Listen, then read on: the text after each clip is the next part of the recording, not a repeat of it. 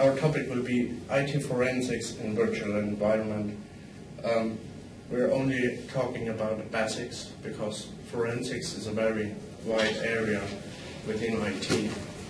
And we cannot go into deep details because we would need at least, let's say, 2 weeks to discuss everything about forensics. So I'm just introducing myself a little bit. My name's Andy. To go a little bit more detail on my person, my name's Andreas Raule.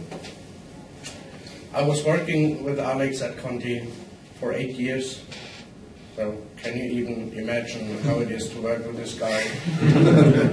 8 years, to see him 10 hours a day. So don't wonder why I'm a sociopath. I'm 39 years old, heterosexual. I know it's not common these days, but I try to live with it. I'm married. Sadly, I don't have children. We have 2 cats. I'm an IT guy. Oh, okay. Oh, you do IT also?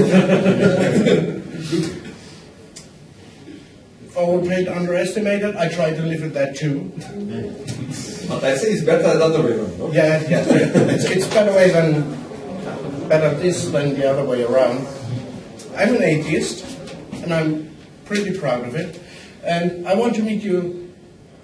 I want you to meet some of my lifetime heroes. If you want to follow me on Twitter, this is my Twitter name, Andy Cable Guy. I already have 2 followers. Thanks, Mom and Dad, for this. Some of my heroes: Richard Dawkins, James Randi. I just click through it real fast. Christopher Hitchens, and of course you know this guy, Neil deGrasse Tyson. Maybe you know it from the internet mime doing this gesture. Oh, we have a badass over here. That's him. Tension Teller, Matt Stone and Trey Parker. I'm a really big South Park fan. Guy Kawasaki. If it comes to business, if it comes to entrepreneurship, this would be the guy to buy a book from. He's really a great guy. Louis Black. I'm a fan of Louis Black. Of course, William Edward Stemming. Everybody who knows about ITIL knows who William Edward Stemming is. Those 2 guys, of course. Okay, Greg Giraldo. Takashi Miike. He's an author and a director from Korea. Jason, yeah, Freddie, yeah, Leslie Nielsen, this girl. Oh, this is one of my heroes. This is not a picture from me. There is a resemblance. It's Ron Jeremy. He's one of my youth heroes. The first adult movie I've ever seen was with Ron Jeremy. Pinhead, of course, yeah, and Hubsworth. Let's go through some ground rules. Because this is my first session and I'm quite nervous, I want you to write down your question. I will give you a chance at the end of each topic to ask a question, and hopefully I will answer them correctly. Another rule, try not to fall asleep. I know some of you guys may want to take a nap, and if you want to do so, just hold your cell phone in front of you and put your chin to your chest, so it looks really busy and it's not too loud when you snore. Okay, let's start, shall we? If it comes to forensics, it's a quite sensitive subject. So I have a disclaimer. Because there are some legal issues within forensics that can come to you, and I want you to be sure that I'm not giving you any legal advice. Because I'm not a lawyer, I'm not allowed to give you any legal advice. And did I already mention that I'm not giving you any legal advice? If it comes to legal information, oh yeah, I will give you some. And everything I'm going to tell you is from my own personal experience and from the experience of my colleagues that I work with or friends of mine. Not me anymore.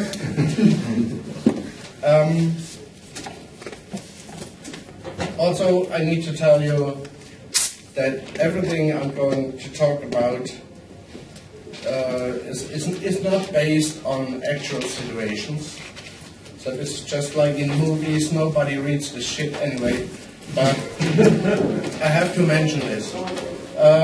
Everything I'm going to tell you is purely coincidental if there is any resemblance to real persons, living or dead, and no animals were harmed during this session. So, let's hop through the agenda quite real quick. We're going to talk about what is forensics at all. And we're going to talk about why you, especially IT guys, admins, freelancers, whatever, why you should care. And believe me, you should, because it's a quite sensitive subject, but I will tell you later on. We're going through the AAP, SAP, let's say, protocol. It doesn't have anything to do with the company in Waldorf, the software company. We're going to talk about the differences between online and postmortem forensics. If anybody doesn't know what postmortem means, I think it's Latin and means after death. We're going to talk about the acquisition of and the imaging of hard drives, for example, because you're not going to work on the original media that you have. We're going to talk about where to find evidence. There are a lot of places where you can find evidence, and especially what we're searching for. There's another topic with SlackSpace. I'm going to explain what SlackSpace is. Most of you maybe know it, some of you maybe don't. We're going to talk about the process of the file carving and the differences between the classical HDDs and SSDs. Because the process in forensics will be slightly different with SSDs. And my last topic, I don't have any slides on this, is only some hypotheses in the case, what if you find something, how to react if you find something that is not really, let's say, good, but I will go through this later on. So, what is forensics? I think we all know CSI New York, and whatever, CSI Rosenberg.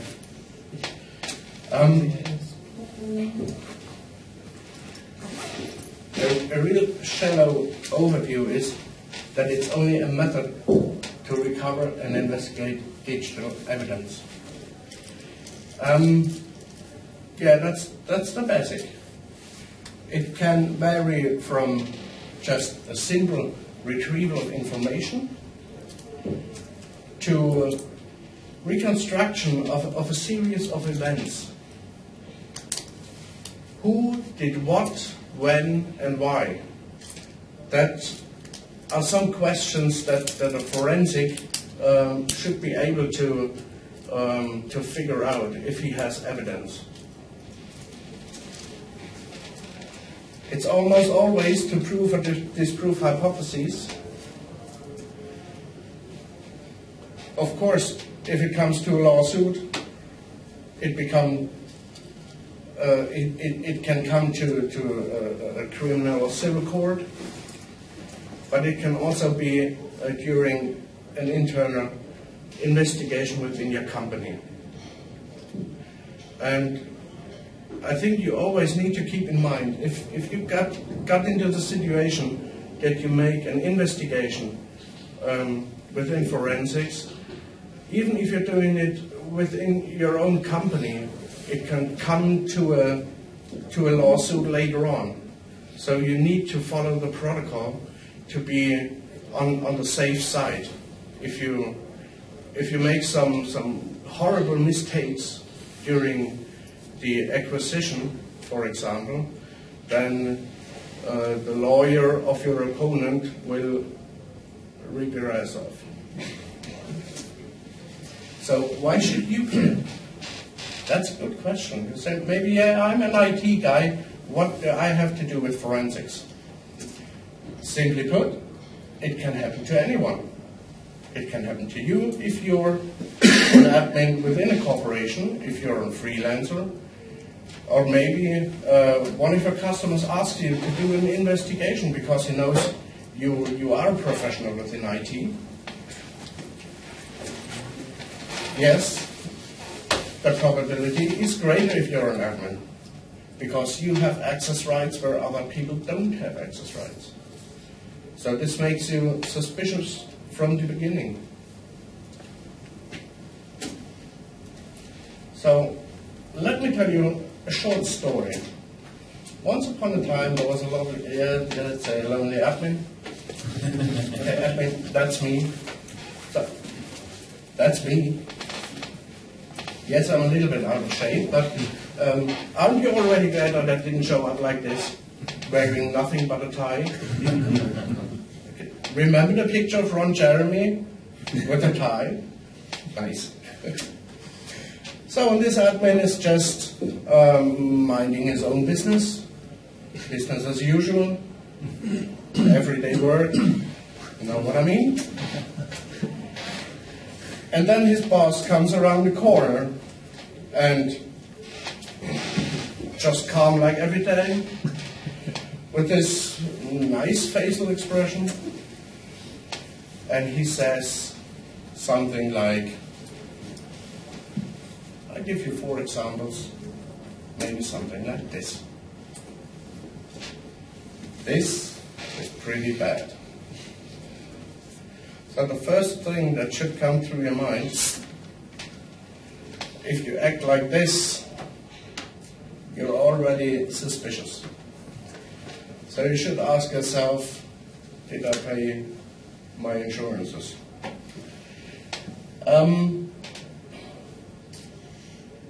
If it comes to this situation, and you have the feeling to act like this,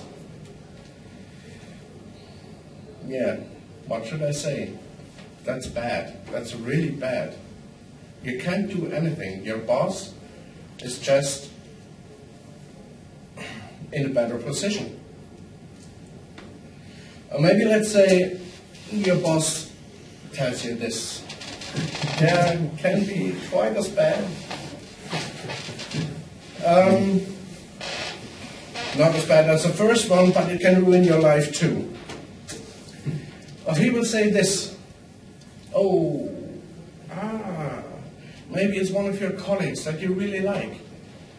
Maybe it's one that you don't know, but you know he has a family, he has kids, he has a house to pay. If you're going to start an investigation and you find something, you can ruin his life. That's something that you need always to keep in mind. So this is really serious. It's a bad situation and I don't want you to get into this. Or maybe he's just an asshole and says, yeah, maybe, I'm not sure. Any questions so far? I don't think so. You have a question, okay. On the first scenario, your boss walks up and says, give me your laptop. Yeah. Obviously, if that's a corporate asset, Yeah. then you can't really say no. But if that's your laptop, you can say piss off. Or Yeah, it depends. As far as I know, in Germany, the laptop that you get from your company is only a tool that you are supposed to use and nothing else. It's already owned by the company. So you don't have the right to keep it for yourself. yeah. So I'm Second not question, quite sure. if you press Windows L and say, okay, maybe it was then. We'll talk about this later. Keep that in mind, we'll talk about this. Okay? The AAP, SAP, I would like to say protocol. It's the way you perform a forensic investigation. It means acquire, analyze, and present. So first of all, you need to acquire information. You need to analyze this information, and later on you need to present this information to your customer.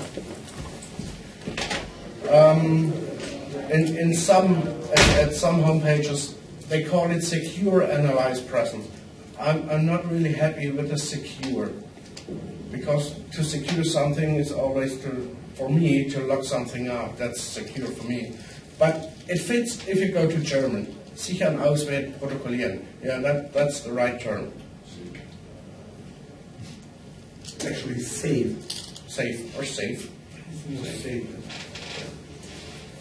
So, we have two chances for an acquisition, online or post-mortem.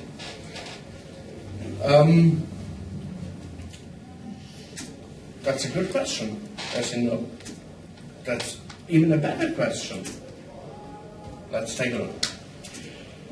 The system is already shut down, so you get a PC, plugged off everything, or you just get a hard drive. Yeah, there's no question. Right? This will be a post-mortem acquisition. If the system's up and running, as you just mentioned, Sasha, that's a bad situation. It will give you a bad headache. You may be wondering why. Your next decision makes a difference. If you can use this evidence before court within a lawsuit, is depending on your next steps. So what options do you have? And don't interrupt me at this, I will explain it later. So if you think, oh, he's a moron, no, just wait a second. If the system is up and running, you can disable the screensaver and prevent the lockout. Maybe an option. You can search for files even within the Explorer. Yes, great. Just double-click my computer and start searching. Right ahead. You can also run system tools. They are already locally installed with the most operating systems. You can use them. Just do it like ipconfig, netstart, netpt, yeah, whatever you name it. You can take screenshots, and you can also print them out. Yeah, why not? You can install some tools if something is missing, like TreeView or like a Total Commander or whatever. You can copy files. If you have another partition where there's space left, copy files to it that you need to analyze later on. You can also scan for viruses and malware. Yeah, maybe the PC is infected. Maybe you're searching for something that the owner isn't aware of what's already happening on his PC. But the most important thing, and I want you to keep that in mind, you can have a hard time to explain why you are a moron. Because everything of this will just be really bad. And you can see how many curse words your boss already knows, and maybe he will tell you some that he didn't even know by himself before, and maybe they are not even in his own language. But if your boss is losing a lawsuit just because you made a mistake during the acquisition, he will be not that amused. Maybe it can come to this, and I don't want you to face this situation. So, always keep in mind, never, ever, never, never, never, ever change or modify the evidence, even within an online investigation.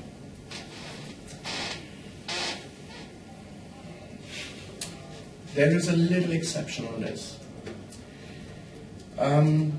If you're doing an online acquisition, you will use a tool. This tool will modify the running system just a little bit. It will write itself into the RAM. It will write a registry key.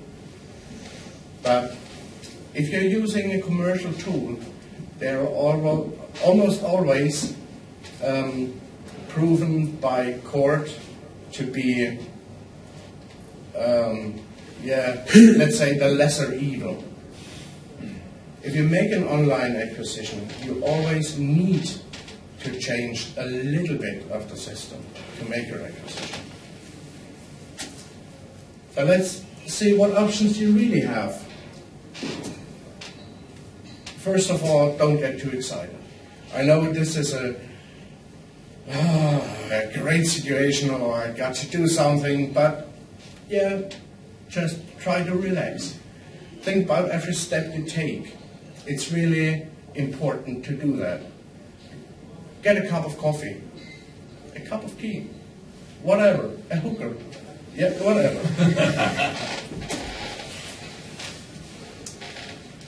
Write down every step you take with the exact time when you're doing it. If you have to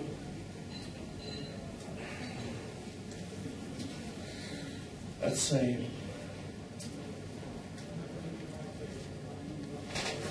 I don't know the right word. If you need to make sure what, then check the local system time. It can be different from the real time, and it makes hard to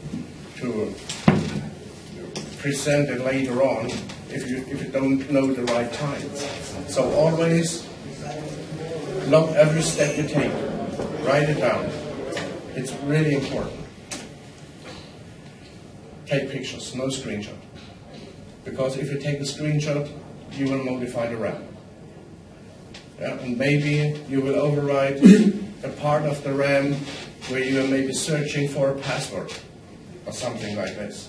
And you will override, it's always bad luck happens every day, and your next snapshot will just clean the RAM where the password were just a second before. Check the surrounding area. Always take a look at the desk, what's plugged in. Do we have USB drives? Maybe do we have a network share center standing next to the desk? Make pictures of the surrounding area. Maybe if you're searching for a password later on, you know people are lazy. They always try to remember their password. Maybe it's standing on a movie poster right next to you. So take pictures. It will give you maybe some hints about your opponent. Check on peripherals. Sketch the cabling. If you make the acquisition not directly in the office where the computer is standing, sketch the cabling. Make some small labels, make pictures of the cabling, so that you can later on plug them together as they were.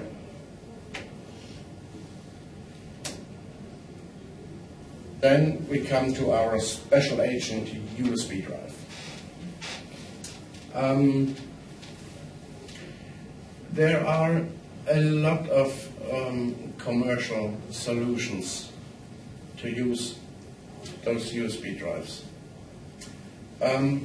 Mostly you can configure the USB drive on your own notebook to perform steps that you want this USB drive to do on the evidence. It will make a dump of your RAM. It will check registers. It will copy the registry. It will search through your file system. And in most company environments, the auto-run functionality is disabled. So you need to get at least to the USB stick and run the tool. So in this case, you are already changing just a little bit of the system. But if you have a commercial tool that's using this functionality, it's almost always approved by court that it's okay to use this, because they check these tools. There's an organization who's investigating the forensics tools for their functionality and what they are doing, and they are almost proven by court. Then let this USB tool do its work. During this time, you can also take more pictures, maybe of the secretary, or get another book or whatever. And after that, take the first look at the result. Let's pretend that the system is still up and running, and there's still no screensaver popped up. It's almost always good to have an assistant, let's say an intern. Let him stand next to the notebook and move the mouse. Let's say you are just training for Karate Kid, always move clockwise. On the other hand, counterclockwise. Take a first look at the result. Maybe you will find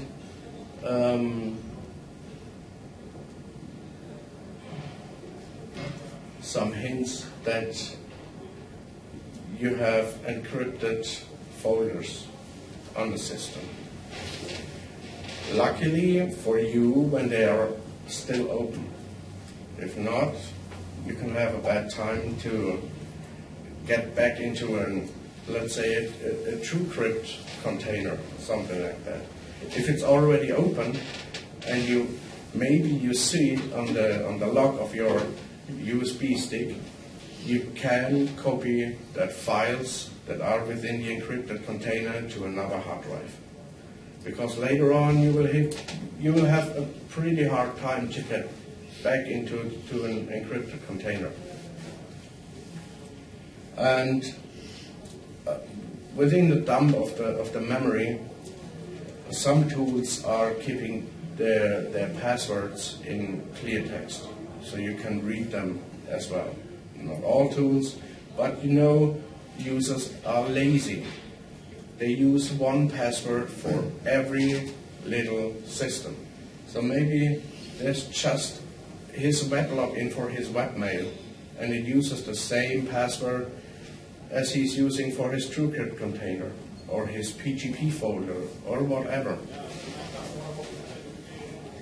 And then plug off the computer.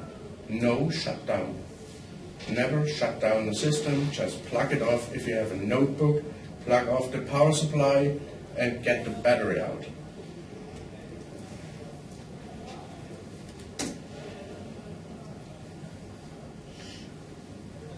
As I mentioned before, check the surrounding area.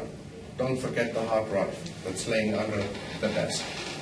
Or maybe his colleague just at the next desk has his USB drive lying on the desk, and they were just sharing files.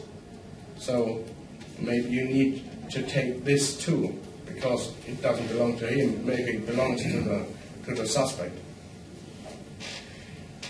And yeah, did I already mention, write down everything. Because it will be really hard to remember what you've done at the very moment when you want to know something. So, don't ask about the write down everything thing. And why not use local tools? Depending on the skills of your opponent or on his, I don't know the word. Never mind. Okay, depending on the skills of your opponent, he will set up some traps, like renaming ipconfig, and put another tool to it that's formerly known as wipe.exe. So you're going to investigate a computer, start your command prompt, and type in ipconfig/all. And what you're really doing is wipe/all. So that will give you a hard time. And it can also happen that you're clicking on my computer, and it isn't really my computer. There's something else behind this. It's just the icon of my computer. So always be aware that you only use tools from your USB drive. If you're doing this investigation within your company and your boss is aware of it, you can also use freeware tools. But you must be aware, if it comes to a lawsuit, this evidence will just be useless. But no problem, there are a lot of freeware tools on the internet to find to acquire information, and also to make the analyzing process really easy. Just Google forensics and you will get a real big list of tools.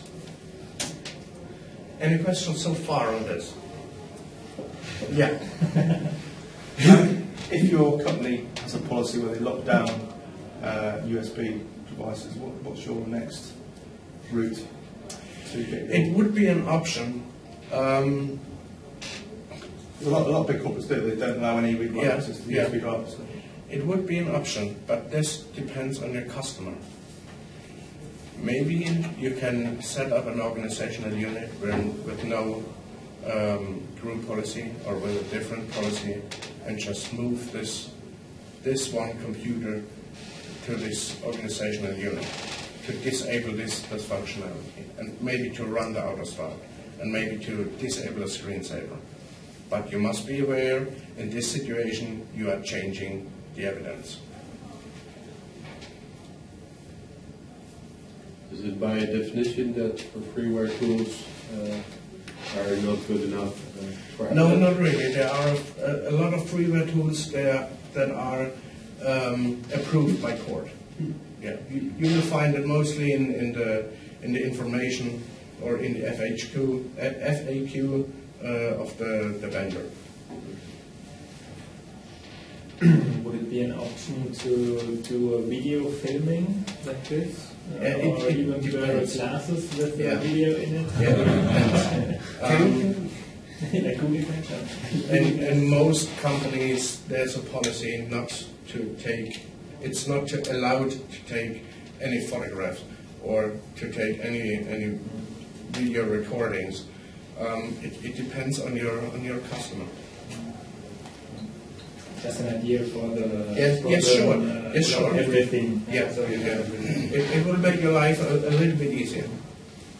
Is there any obligation on the person doing this capture in terms of being discreet? So if the person, obviously if you rack up with a big camera and start pulling the desk to bits, and it then actually turns out they were completely innocent, but all the guys sat around them, then kind of, what's going on? So is there any kind of obligation on you to try and do it discreetly, or to try and do it covertly, or you just rack up and say, right, what's the general... This also depends on your customer. Yeah. So if So you're a floor of 200 people, Yeah. this guy's asked to quietly sit in an office somewhere, and you back up and, tell everyone to go, or would you Buy a large cake and put it in the meeting room. Yeah, put a tent around his desk or what? That's a good Serious idea. question.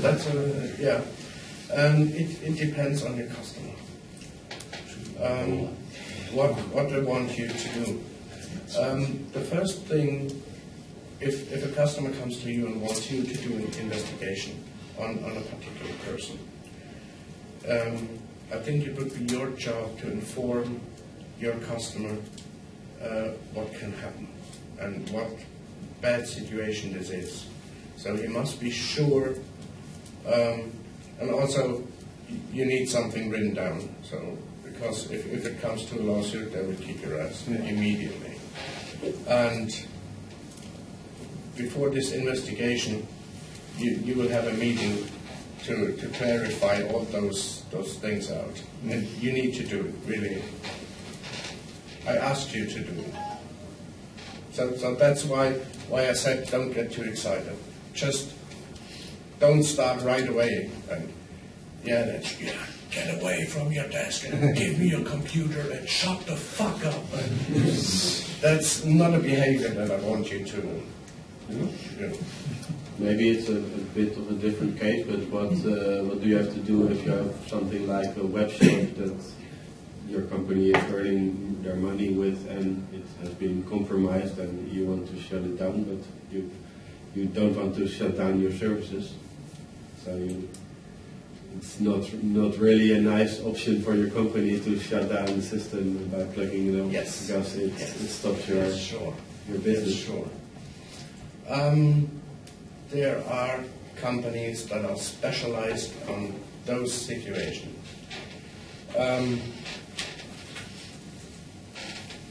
It's always normally when you do a forensic on a hard drive, they say that you bring this hard drive to a safe place. Yes, I want to see you doing this with a lead-up filer.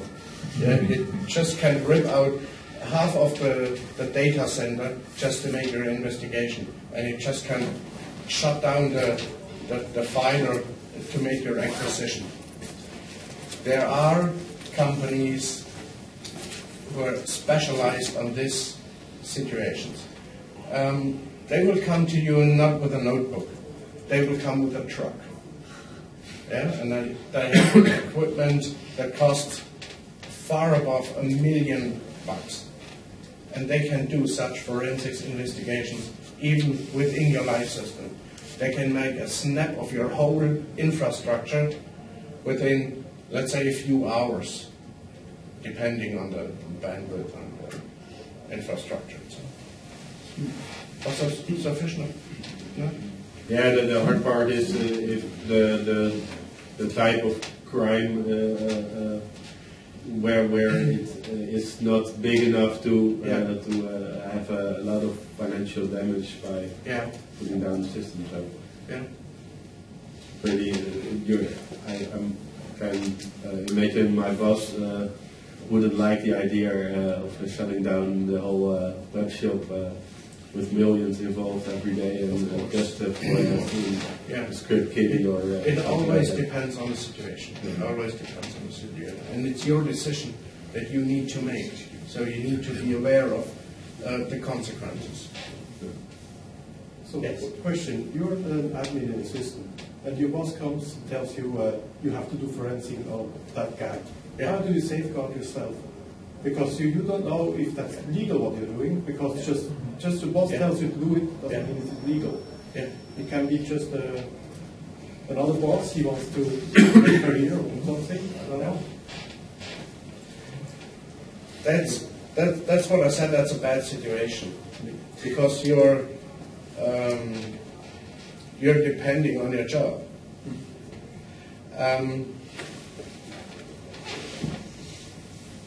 Go to HR. Right, but I think I would never do it before I get the paper that says you have to do. Yes.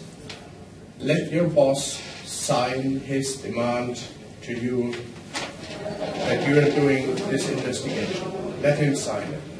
And tell him that you are not sure of the legal consequences.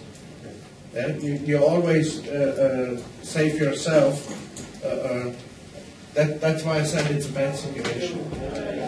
Inform yourself. There are white papers from the BSI, what to do in this special situation. BSI is Germany, and I live Yeah. in Switzerland. Different laws, Yeah, different problems. I don't know the law in Switzerland. Complicated. I think it's even a little bit more complicated in the States. So it's depending on your environment. It's depending on your country where you come from. It's depending on your company obligation. Yeah. So what is best practice? Do you pull the UTP out of the laptop or you leave it in? If there's a hack in progress, if there is something going on. Is it altering data? I don't know. So do you pull the plug? Yeah, that's a situation. Because can it be going worse? If it's a hack in progress, it could be stopped by maybe pulling it, but it could also destroy a lot of evidence, right? Yes. So Yes, sure. That's a quite difficult situation. That's also what I said. because if a customer calls you, you're not on site yet because Yeah. people know how to do it or not at that customer. So Yeah. what would you say? Pull the plug or? If there's Maybe that's a good investigating. question. That's a really good question. Maybe investigating the network traffic, see the Yeah. black box, and see what to whom does it connect to, and maybe then. Yeah, take but the a hack is decision. in progress, so now Yeah. we're losing millions, or we're Yeah. gonna pull the plug and Your- maybe it's your maybe first- it's better. That sounds like plan. Your first reflex would be to plug it out. Yes, I but is think- it destroying evidence, so it's not going to court anymore? Yeah, no, that's not the same situation. Okay. If something is going on the network and you plug out the cord, I don't think that this is really the term of changing evidence. Okay. This is just, let's say, self-defense. Yeah, sorry. You need to do something. You just can't stand there and look how your company budget is going down the road. But also it doesn't protect if he starts something that's erasing evidence on the local computer.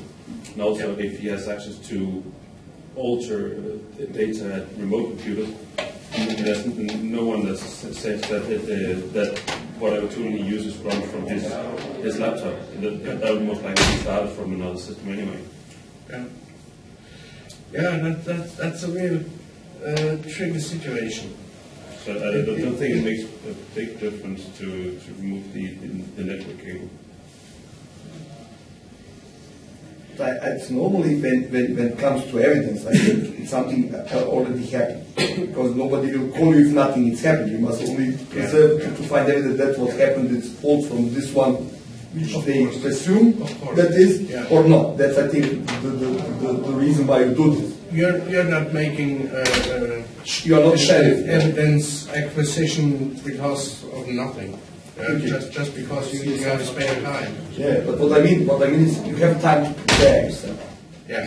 I don't know if it's possible, for example, to prepare a computer for the guy who works there, but I'm sure it's possible to log all network traffic he do. That's surely possible.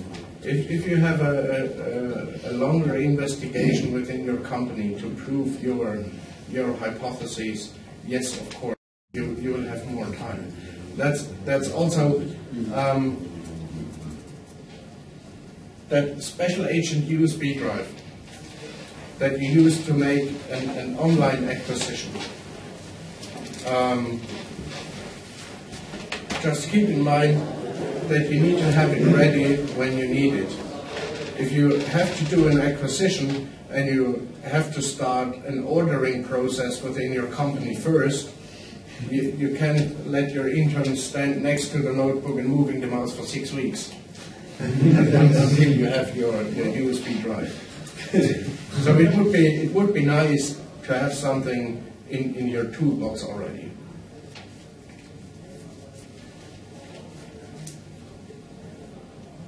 And okay, let's go further or not? Okay. So, the acquisition, the imaging process.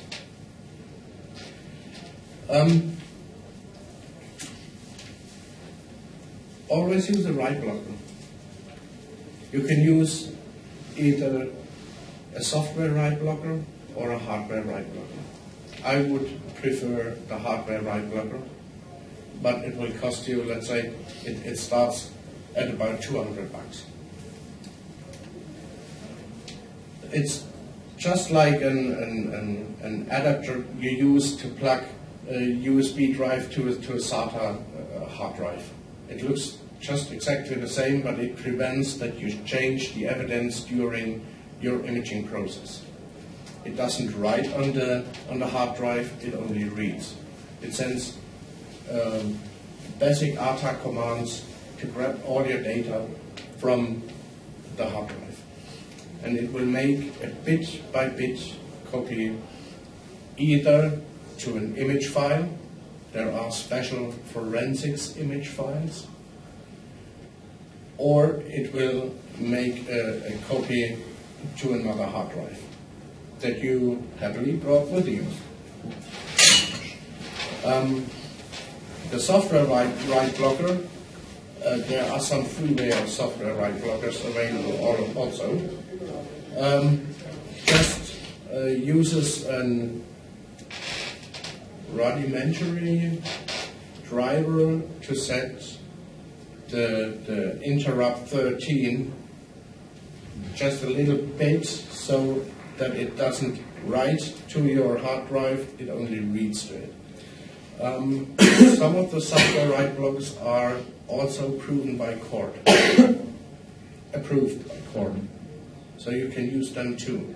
But I think it would be a good idea just to spend $200 to get a hardware write blocker, because it will be the faster solution.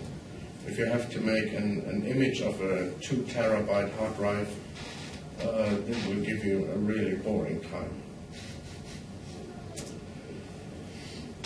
You make hashes of the original and you make the hash of your copy to see if your copy is really accurate. You can use SHA1, SHA2, MD5, CRC, whatever, you name it. Just to make sure that you really have a bit-by-bit copy. And I can't say that often enough. Always use a clean hard drive to put your image on. I think you don't want to come to the situation where you make an analysis and you find pictures, let's say, ooh, that's my neighbor. Oh, he knows my neighbor. Oh, and he knows my wife. And what the hell is he doing to my dog? And it's just because when you're using a used hard drive from your own, if you're using a used hard drive and you find old evidence, this is really bad. But I imagine when you image the hard drive, there's no skipping of bits because you do a blockwise copy, and not a file system level copy. So there's no skipping of empty parts. So you end up with a large dump file where there's nothing underneath left. There's nothing underneath left. Yeah. So I don't think that's a big problem. I would also prefer to use. Of course, you would prefer it should happen. Yeah. As always in IT, shouldn't happen doesn't mean it doesn't happen. Yeah. That's right. But still for clean hard drive, would a hard drive wiping tool be sufficient at all writes with zeros? Yeah, all writes with zeros, or maybe you would rather use something that uses DOD 52.20.22. That's DOD short. So it writes one times with zeros, one time random, and then once again with zeros. Then you can be sure that it's clean. It will take a little bit longer to just write it with zeros, but you can be sure that this is clean.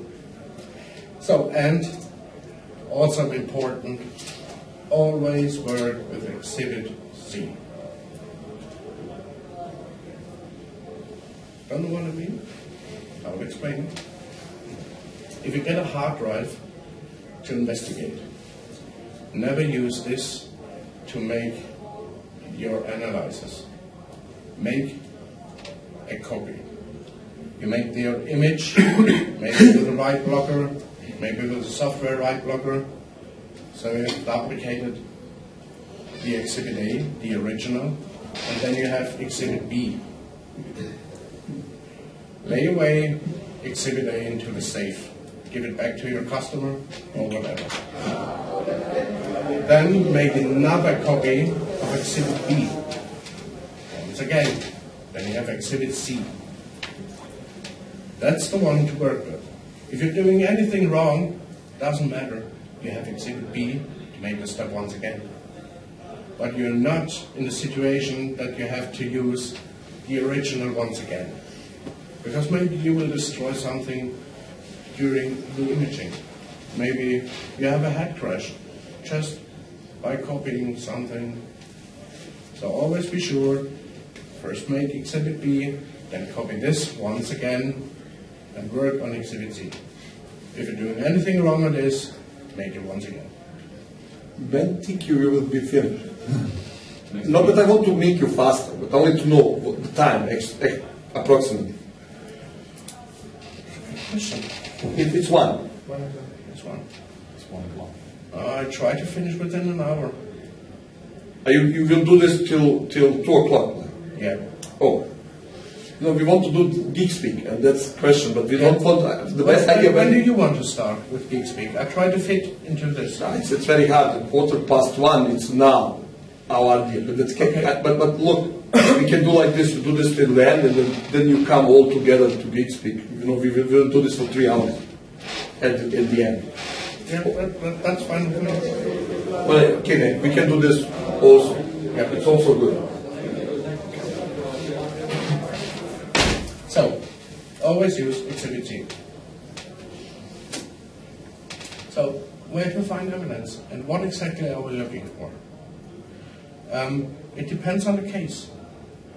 If you are searching for child porn, for example, if you're searching for P2P, good question. It depends. You can find evidence in deleted files or partitions. Use file carving to make those spaces visible again. You can find evidence in SlackSpace. I will explain what SlackSpace is, but I think you already know it. You can search for alternate data streams. That's a functionality within NTFS. It's a nice feature to hide some stuff. The search for steganographed files can be pretty hard. There are software solutions that you can use that will assist you by searching, with checking for hash tables. Also, encrypted files, folders, and drives. Yeah, if you as a private person have an encrypted folder on your hard drive, you're already suspicious. That's just about it. And we're searching in the registry and in log files. So if it comes to the reconstruction of a series of events, you will depend on log files or on the MAC header of files. MAC doesn't mean media access control like in networking. It's the modify, the access, and the creation time, change time of a file. Modify, access, creation. Is that right? Is that right? Modify, access. Are you talking Windows? Yes. So you need the MAC times to reconstruct maybe the timeline, if what was happening when. Let's start from the back. Registry log files. The browser cache and the history would be the first thing to investigate. If it comes to child porn or something like that, the ThumbsDB would give you a short preview of some obscure pictures that you can find, maybe. On Windows 7, those two log files will log events when you put in removable medias, like USB sticks or CD, anything like that. In Windows 7, it was the setup API log. There's a little tool that you can use, the USB dview from Microsoft. That will give you an exact information which USB drive or which hard drive has been plugged into your computer to what time. So if you have a serial number of a USB drive that you found somewhere and you need to prove that this USB drive has been in this computer at this particular time, then you can view this with this USB dview tool. So this would be the registry tree where these information are stored. So encrypted files, yeah. Bad headache. If you come to an encrypted folder, I think, what can you do? You can use a brute force attack. Yeah, let's say dictionary attack or whatever.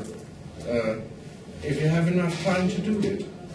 But I don't think your customer wants to wait the next 100 years just to see what porn files his employee had on his hard drive.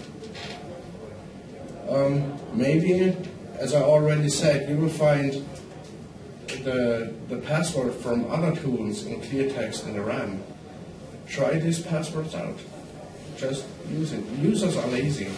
Maybe he's using the same password for his online mailbox as he used for his TrueCrypt container. I'm not saying that I'm doing this. No. Only other people are doing this. Steganography. So I think that this is a nice picture from the kiwi within an orange. For the encrypted files, there's no other magic key, NSA key, I don't know. Not as far as I know. And even if you knew you were... Even if I need to kill you afterwards, so be happy that I don't tell you. What would other organizations do if they have the capacity? Yeah. They will. Sizing. Yeah. Als je dat RJ, the keys from RJ, they have a couple bits left, and they're from the NSA. Because when they found the algorithm of that key, the NSA, it has to be approved by the NSA, and they kept a couple of bits. And both companies won't tell why they kept it, but the suggestion is they do have a way to get it. RJ, but for yeah. Well, from a practical perspective, you're probably not involved with the NSA, so you have to do something different. And I guess the most practical thing would be to talk to the guy and say, consider yourself fired if you don't give him the password. And well, you may choose not to do this, and then you're out of luck. There are companies that supposedly are successful by scanning the hard disk first, look for every ASCII pattern they find, and then trying every ASCII pattern they found as a password. It may work, may not work, but then again, with TrueCrypt, there's also ways to have two partitions in that one container, and he can just pick, well, I'll not give him the password to the real container, and you have no way of telling if there's a second one by design. This still depends on the skill of your opponent. If he knows about that, he will never give you a key that is really giving you the evidence. And he will use, let's say, 265 characters password. Or he can just use he just can use another file to encrypt this folder. So steganography, I think I don't need to explain what steganography is. I'm not even sure if I even pronounced it right. So I say steganography.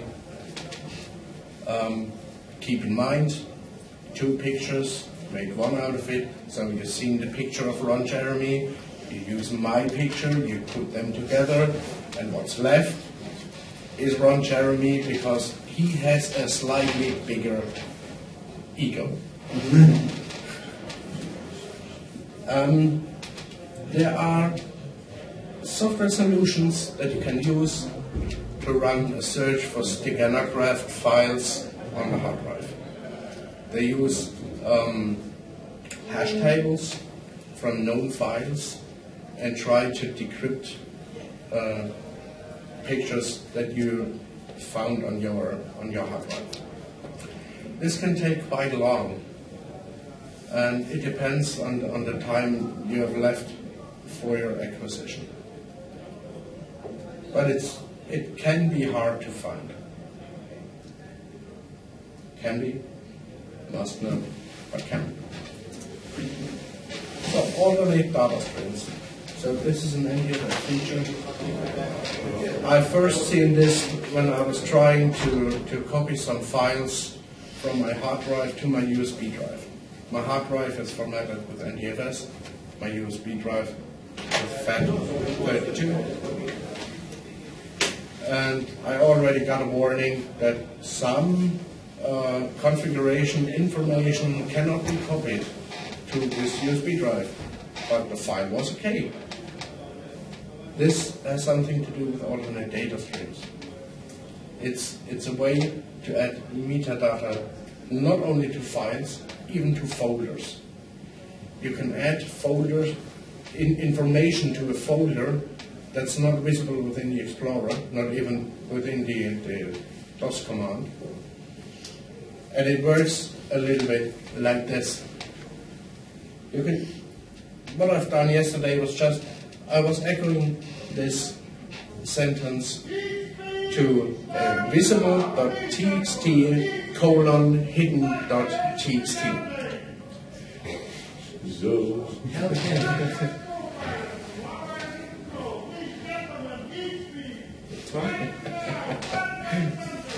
Then I just called Notepad to open the visible.txt, and it looks like this. That's check, isn't it? That's check. Check. Yeah. No, he doesn't have that much voice left. Yes, it was quite silent this morning. Maybe Tom. Yeah. But if you call Notepad with a first file name, second file name, you will find this hidden data stream. So this doesn't only work with text files. So it works. This really works. This is an actual picture I took yesterday. It really works. You can also stream the output of an exe file of an application to a folder. Then you add the information, the bit information within the exe file, and add it to your folder, and you can call it with a command, with a normal DOS command. It really works. I tried to wrap up. Jack. No, it's no problem. I say just goodbye to everyone. Goodbye, Jack. Goodbye. See you in Hamburg. Nice trip. Bye. I think a common use case is when you download a file from internet, then, for instance, Internet Explorer adds such an alternative data stream and inserts a special type that it's downloaded from internet, and if you double click, you get this notice that it's maybe stuff you won't Maybe be a example, yeah. I'm That's sorry. the most common use case of the whole. And as I knew, the Office suite will make excessive use of alternate data streams because when you copy files, Office files to your USB drive, I almost always got the error message that some information cannot be copied to my USB drive. So this really works. It's a nice feature. But there are tools to find alternate data streams. Within a forensic suite, you will have a tool that will search for this too. So, file carving. Yeah, what is file carving? Yeah, I think most of you have already met a tool to do file carving. Let's say file scavenger or whatever. That when you make deleted files visible again, not only complete files, sometimes it's enough to have a fragment of a file. You can mostly see in the metadata of the file the original size, then you create a file with the original size and just put that data back in, and you have, let's say, half a picture or something like this that could be reconstructed within it. The host protected area is also a place where you can put hidden information. This can be quite big depending on the size of your hard drive. Also the device configuration overlay. I will go through this in detail. And unallocated areas or partition slacks, also in failed clusters and in slack space.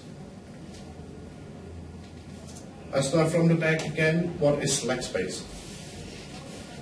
So slack space is the remaining part of a file that has been deleted before. This is an example. Let's say file A uses it's named sectors. It uses 3 clusters. When you delete this file from within Windows, it won't really delete this file, it will just mark it as deleted in the file table. And if you then override this area with an even smaller file, the rest of file E will be still there in the remaining sectors. I think since Windows Vista, this remaining part will only just be left free. Before Windows Vista, I think XP was the last one. The portion behind that red one was filled with random data out of your RAM. So this was formerly known as RAM slack. So you can also find portions of your RAM during the time this file was created. So this can be also quite interesting. Maybe you will find your hidden password already there, because it writes a little bit trash out of the RAM just to fill this cluster up, and maybe you will find information there that is useful for you.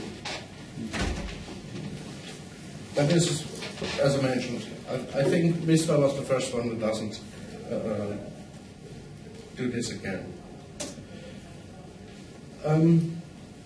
Unallocated areas and partition slack. Yeah, it's similar to the file slack. If you create a partition over the whole hard drive, keep the data, yes, whatever, and later on you reformat it and make two partitions on this hard drive. And there will be a little gap between those two partitions, because it will not, the first partition will not end at one block and will start at exactly another block. There will be a little bit space. So that part, this partition slack, can also be made visible with special tools. So maybe there is something interesting to find for you. I've made a red circle. As you can see, there's also a partition that doesn't have a drive wrapper. If you're doing just a sloppy investigation, you will maybe oversee that there's a partition that is not visible in the Explorer, but it's there. Just because it has no drive wrapper doesn't mean that there isn't another partition. Similar, the host protected area. The host protected area was invented by, let's say, original equipment manufacturers.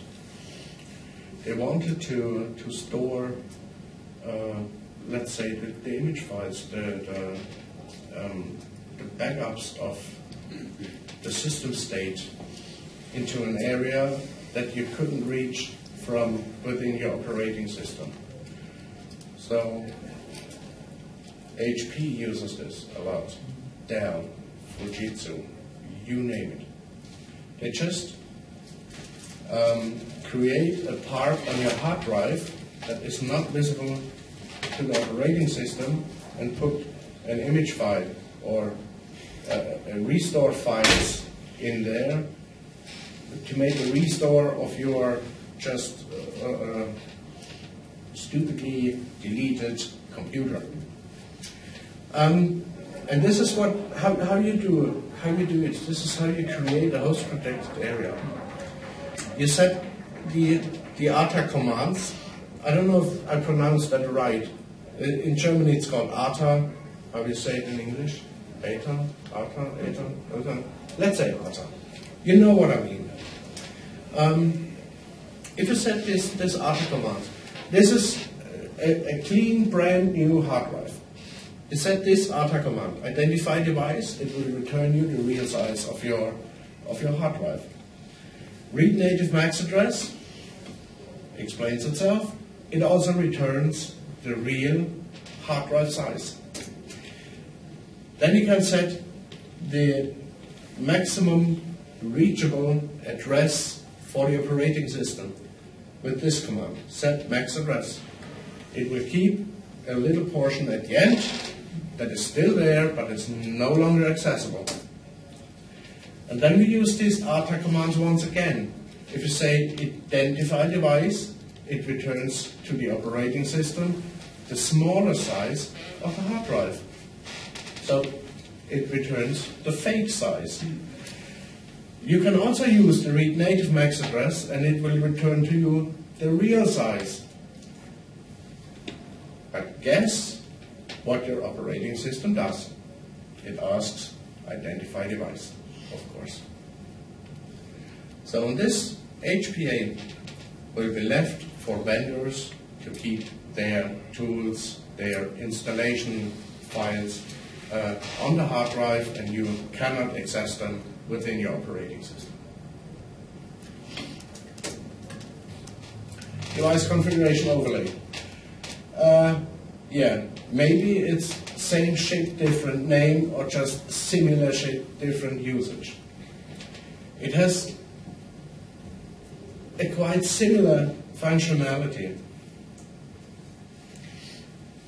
Device configuration overlay was invented by hard drive manufacturers to how should I explain it? To satisfy the market, let's say it this way. It's easier for a hardware manufacturer to produce only one size of hard drives, and by shrinking the size of this hard drive, how should I say? Okay, what they do, let's say they're producing 2 terabyte hard drives. Not everybody wants a 2 terabyte hard drive. Maybe you are a customer, you only want to have 1 terabyte, but you don't want to pay 2 terabytes. So what a manufacturer does, it produces a 2 terabyte drive, shrinks the size with a device configuration overlay, and buys it and sells the same hard drive to you for a smaller amount of money. But in fact, it's the same hard drive as before, but you are satisfied because you bought it to a lower price and you get a smaller hard drive. So this is invented to present even to the buyers always the same amount of sectors of a hard drive. It's just fake. It's just fake. You need to set this device configuration overlay before you will set an HPA. You can use both on the same hard drive. So maybe you find a host protected area, and you additionally have a DCO. So you have 2 stashes where you can put hidden data in. Host protected area, the most forensics tools will find it. It looks a little bit different on the device configuration overlay. Only the really good ones find the DCO part on the hard drive. So this is also important for your acquisition. If you make an image of a hard drive and it doesn't see that there is a device configuration overlay on your hard drive, it will only give you the first part of the hard drive and not the rest. So what you're saying is for the user, the computer you're investigating, there's actually an option to bypass this and store files there.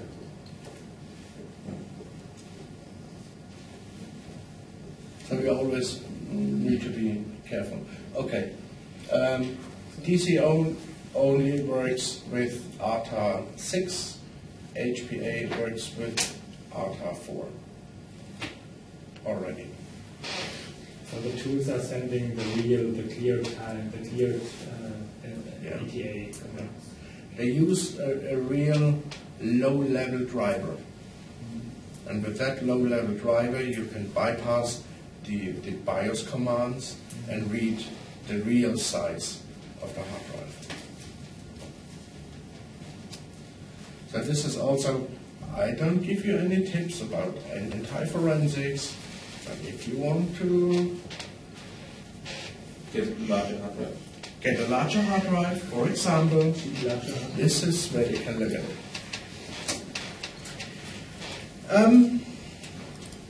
A classical HDD versus an SSD. The SSD forensic is a little bit different. Why? Yeah, that's quite easy. SSDs use a functionality that is called wear leveling. Because of the fact that you can't write in a sector of a SSD, how should I explain it? Okay, let's say we have a classical hard drive. If you have a sector, you can read and write in the sector as much as you want, but not on SSDs. On SSDs, you can rewrite it. You need first to read it, delete it, and then write it. So this would make it quite slow. So they invented something called wear leveling. They don't write into the same block.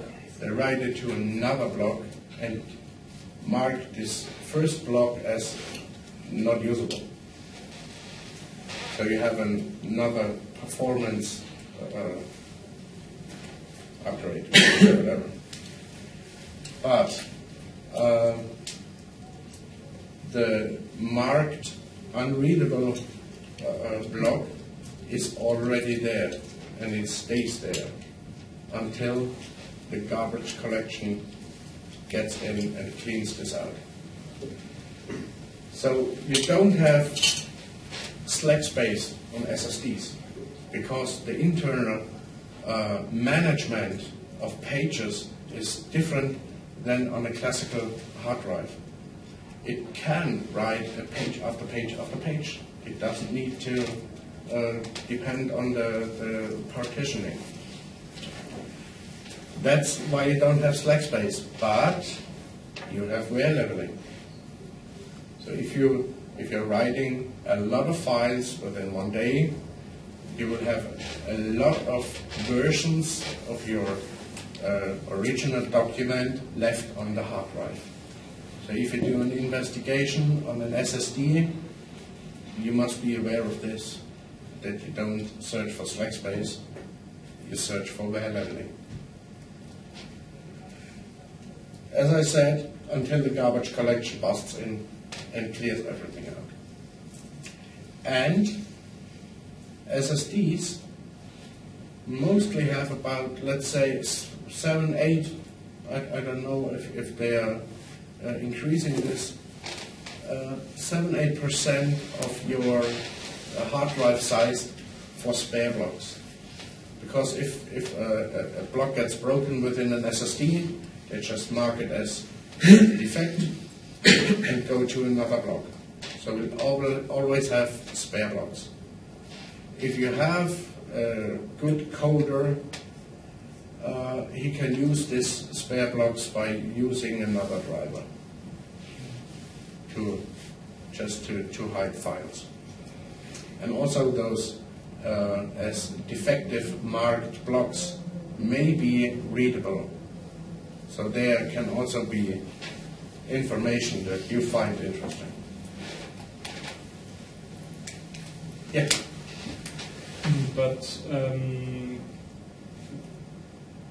what I know is that the wear leveling is on an SSD is almost in every case realized through vendor-specific algorithms directly stored on the SSD, which normally, or from what I know, are not really accessible from outside. So how to access it? Normally not really accessible.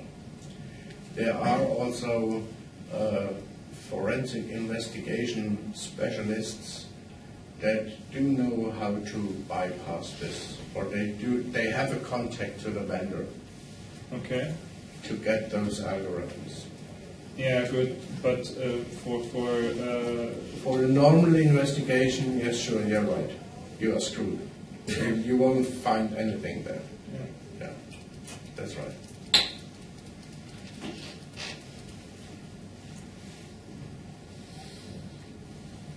So just to keep in mind that SSDs are a little bit different than normal, classical hard drives. So this is a little, let's say, storytelling part of my session.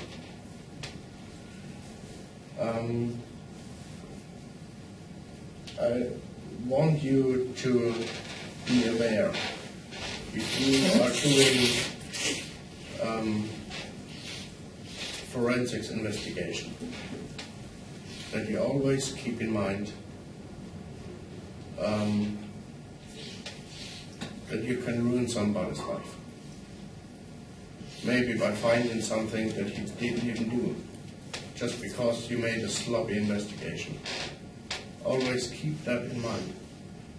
Maybe your boss, just as the example was before, Maybe a boss comes to you and says, I know that your colleague has, let's say, files from HR on his hard drive. I want you to find it, and you really find something. And you present this to your boss, and he gets a shortcut reaction, and he will fire him. Just always keep in mind, you can ruin a life with that. It's an interesting field, forensic investigation, but it's also not really heartwarming. If you decide to become a professional forensic, it's a huge field. There's a lot of money to earn. But be aware, if you get into an investigation about child pornography and you really get evidence from a child molester, be aware that you maybe will see things that you won't get out of your head again. It's not only the child pornography, it's also what will they do with the children after the photo session. I heard stories from a friend of mine. He is an investigator. He's doing this with the police, and he told me some stories that will just freak you out. So if you see pictures from children that are not only molested, if you see pictures from children that are even murdered, always keep in mind, if you decide to become a forensic investigator, that you will be confronted maybe with something like this. If you're doing this within your company, make always sure that you are on the right side of the law. Yeah, secure yourself. Don't do anything that will put, let's say,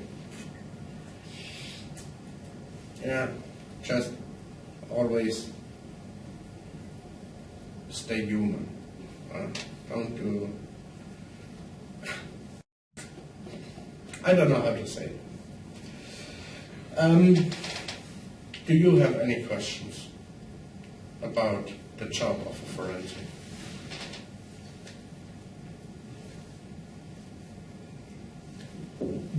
Probably, maybe, what's a point to start at? Or, I mean, from my side, I'm more or less interested in said field for years, but I never found a point where to start off. So, what are topics you can recommend to get into the... Send a promotion to court. To every court, just send a promotion. Just write them, hello, I'm an IT specialist. I am aware of German law and I know how to do forensics. If you've got anything to investigate, just let me know. Sincerely yours, me. Okay. No, I mean, I'm not really in touch with the technology. I mean, or what you, or is the essence of what you're saying is when I say okay, or in other words, there's such a high demand for such persons that you even get trained on that. If you are willing to do that. Yeah. Okay. There are a few organizations that will give you a chance to make a training on forensics, and they can also give you the opportunity to take a look into the business. They will maybe send you some investigations to do. They will. We will do this later on in German. Okay. Okay. I know if it's interesting for everybody, but I don't find the words for that special case. Okay.